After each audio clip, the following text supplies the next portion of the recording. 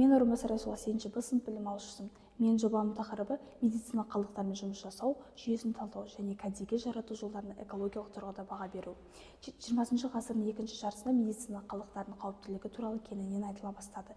Медициналық қалдықтар қоршаған ортаның барлық элементтерін, жер беті және жер асты суларының, ауаның және топырақ жамылғысының ластауына келіп соқты. Адамзат арасында жұқпалы және жұқпалы емес аурулардың қалыптасуы тікелей ғана емес, сонымен қатар жанама түрде қауіптердің қалыптасу ошағының факторы ретінде белгілі болды. Осы орайда медициналық қалдықтармен дұрыс жұмыс жасау, яғни оларды жинау, сақтау, тасымалдау және кәдеге жарату жолдарын анықтап, экологиялық тұрғыда баға беру жұмысымыздың өзектілігі болып табылады. Менің жобамның мақсаты медициналық қалдықтармен жұмыс жасау жүйесін талдау және кәдеге жарату жолдарына экологиялық тұрғыда баға беру болып табылады. Менің жұмысымның мақсаты медициналық қалдықтармен жұмыс істеу мәселелерін талдау, медициналық қалдықтардың қоршаған ортаға әсерін бағалау, медициналық қалдықтарды кәдеге жарату әдістерін қарастыру болып табылады. Зерттеу нысаным медициналық қалдықтар.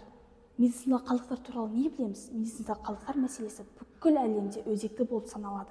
Отандық және шетелдік еңбектер мен ғылыми мақалаларға шолу жасап, талдау және синтез әдістерін қолдана отырып, қауіпсіз жағдайда ұйымдастыруда медициналық қалдықтармен жұмыс жасау тәртіптерін зерделедік. Дүниежүзілік тәжірибе көрсетіп отырғанда медициналық қалдықтардың қоршаған орта мен адамзат өміріне үлкен қауіп төндіруде. Көпшілік елдерде, соның ішінде Қазақстанда да медициналық қалдықтармен жұмыс жасау тәртібі дұрыс сақталмайды. Қазіргі уақытта Ресейде жылына 0,16-1 миллион тонна аралығында медициналық қалдықтар орын алуда. Айта кету керек, біздің елімізде медициналық қалдықтарын жинау, жою, қайта өңдеу және залалсыздандыру жүйесі әлі толық жетілмеген. Ал олардың саны болса жылдан жылға қарқындап өсіп отыр.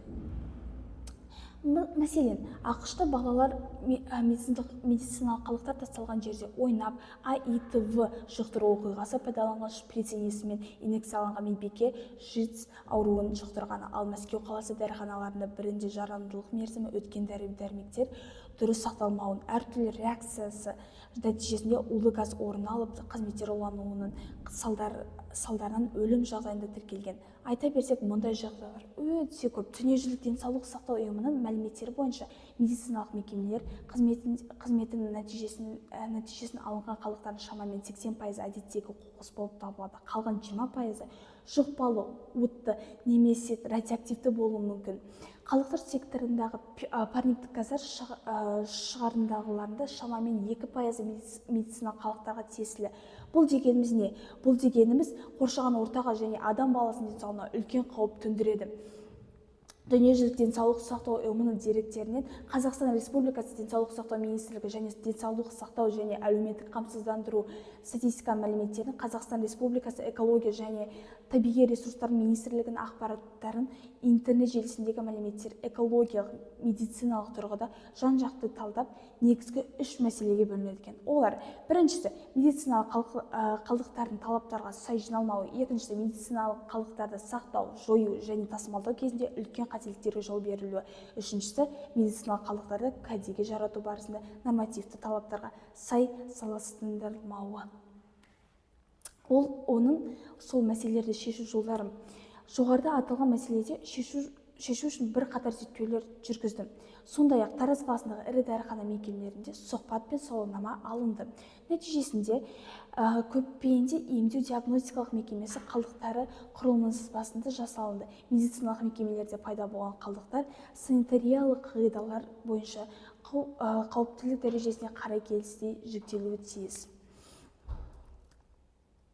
Талдау барысында біз Тараз қаласындағы ірі дәріханалар арасында сауалнама жүргіздік. 3 дәріханадан, яғни Садыхан, Жасұлан және К, Әмір және Д дәріханаларында қызметкерлермен сұхбаттасып сауалнама алынды. Сауалнама арқылы алынған мәліметтерге сәйкес қала орталығында орналасқан дәріханалар салыстырмалы түрде көп мөлшерде медициналық дәрі-дәрмектерді, инъекциялық ерітінділер мен ампулаларды және тағы да басқа медициналық препараттарды сататындықтан тұрғындар көп қалдықтарды тастайды деп айта аламыз.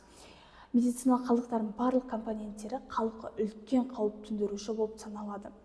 Қалдықтарды өңдеу мен жоюды ұйымдастырудың негізгі элементтері қалдықтарды азайтуға және қалдықтарды тиісінше сұрыптауды қамтамасыз етуге бағытталған практикалық әдістемелер мен дұрыс қалыптастыру, медициналық қалдықтармен байланысты қауіптер туралы және қауіпсіз тәжірибе туралы хабардар болуды арттыру, қалдықтарды жинау, сұрыптау, тасымалдау, сақтау, өңдеу немесе жою кезіндегі адамдарды қауіптен қорғау, қалдықтарды басқарудың қауіпсіз және экологиялық қолайлы нұсқауларды қарастыру.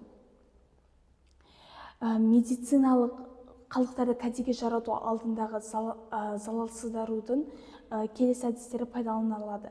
Біріншісі автоклавтау, екіншісі микротолқынды немесе инфрақызыл сәулелену, ионизация, үшіншісі химиялық дезинфекция.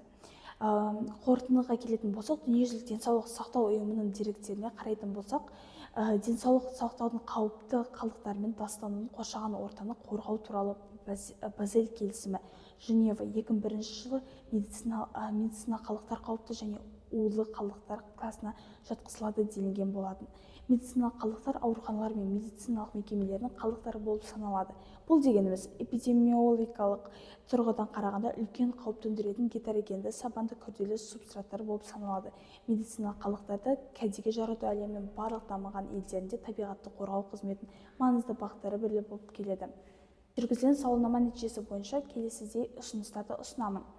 Қоғамдық орындарда медицина қалдықтарын жинауға арналған арнайы контейнерлерді орналастыру қажет. Еліміздің барлық қалалары мен аудандарында медициналық қалдықтарды кәдеге жарату алдындағы зарарсыздандыру айналысатын мекемелер мен ұйымдарды болуы, қоршаған ортаны медицина қалдықтармен ластаған жағдайда қатаң түрде заңнамалық тұрғыда жауапқа өту және заң жобасын әзірлеу және олардың орындалуын қадағалау.